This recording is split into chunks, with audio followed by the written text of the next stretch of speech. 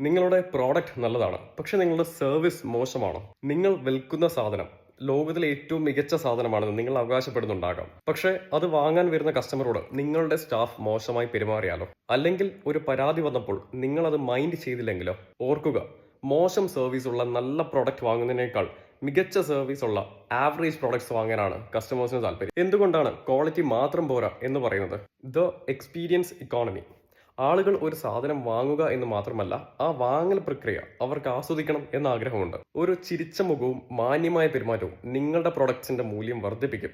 Speed is everything. എത്ര നല്ല സാധനമാണെങ്കിലും അത് ഡെലിവറി ചെയ്യാൻ നിങ്ങൾ താമസം വരുത്തിയാൽ കസ്റ്റമർ നിങ്ങളെ ഉപേക്ഷിക്കും. ഇന്ന് ലോകം വേഗതയുടേതാണ്. Problem solving. സാധനം വിൽക്കുമ്പോൾ ഉണ്ടാകുന്ന അതേ ആവേശം അത് ഉപയോഗിക്കുമ്പോൾ ഉണ്ടാകുന്ന പ്രശ്നങ്ങൾ പരിഹരിക്കാനും നിങ്ങൾ കാണിക്കണം.